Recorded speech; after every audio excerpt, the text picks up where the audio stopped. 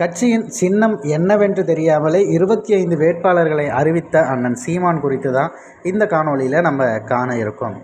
கட்சியுடைய சின்னம் என்ன அப்படிங்கிறது ஏன் தெரியல. போன முறை அவங்க மைக் சின்னத்தில் தானே போட்டியிட்டாங்க. அது மட்டும் இல்லாமல் இடைத்தேர்தலையும் அதே சின்னம் தானே இருந்தது அப்படிங்கிற கேள்வி பலருக்கும் வரலாம்.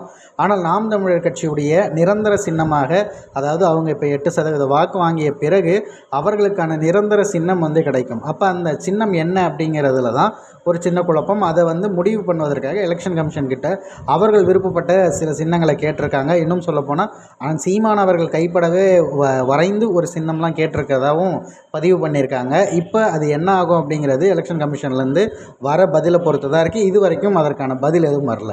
அப்படி இருக்கும்போதும் கூட நம்ம தாழ்ந்து நேரத்தை வீணடிக்கக்கூடாதுங்கிறதால இது வரைக்கும் பார்த்திங்கன்னா 25 வேட்பாளர்கள் அவங்களுடைய சட்டமன்ற தேர்தலுக்கான பணிகளை தொடங்கியிருக்க தகவல்கள் வெளிவந்திருக்குங்க.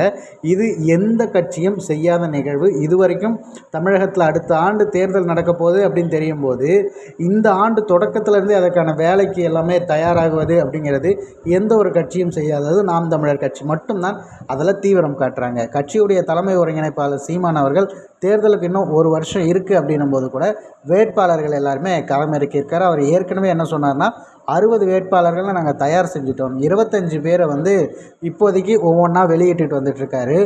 ரொம்ப முக்கியமாக நேற்றைய தினம், அதாவது இன்றைய தினம் அறிமுக கூட்டமே ஒருத்தருக்கு இருக்குது. வேதாரண்யம் தொகுதியில் பார்த்திங்கன்னா இடுமானம் கார்த்தி அவர்கள், கன்னியாகுமரியில் மரிய ஜெனிஃபர் அவங்க, கும்மிடிப்பூண்டில் வக்கீல் ஸ்ரீதர், அப்புறம் திருவள்ளூரில் செந்தில்குமார், தென்காசியில் கௌசிக் பாண்டியன் அவர்கள், விலவங்கோடில் மரிய ஸ்டெல்லா அவர்கள், நாகர்கோயிலில் முத்துக்குமார், அம்பத்தூர் சிலம்பரசன், ஆவடியில் புனிதாங்கிறவங்க, 1000 விளக்கு தொகுதியில் இயக்குனர் மு களஞ்சியம் அவர்கள், வேளச்சேரியில் கீர்த்தி அப்படிங்கிறவங்க, பல்லாவரத்தில் மருத்துவர் கார்த்திகேயன் அவர்கள் அப்படின்னு சொல்லிட்டு எல்லாரையுமே களம் இறக்கியிருக்காங்க. கிட்டத்தட்ட 60 பேருடைய லிஸ்ட்டும் விரைவில் நமக்கு எல்லாமே தெரிய வரும்னு நினைக்கிறேன். ஆனால் தமிழக வரலாற்றில் இப்படி ஒரு கட்சியுடைய சின்னம் தெரியாமலே மக்கள்கிட்ட போய் வாக்கு சேகரிக்காக நாங்கள் நாம் தமிழர் கட்சியிலேருந்து வந்திருக்கோம் அப்படின்னு சொல்லிட்டு கட்சியின் பெயரை சொல்லிட்டு சின்னம் என்னங்கிறது பிறகு சொல்கிறோன்னு சொல்கிறதெல்லாம் எந்த இடத்துலையும் நடக்காது. அந்த நிகழ்வு நாம் தமிழர் கட்சியில் தொடர்ச்சியாக நடந்துக்கிட்டு இருக்குது. அப்படி இருந்தாலும் மக்கள் தேடி போய் அவர்களுக்கு வாக்கு செலுத்தி அவர்களை பார்த்திங்கன்னா அங்கீகரிக்கப்பட்ட கட்சியை மாற்றியிருக்காங்க. அதற்கும் மேலே அவர்களுக்கு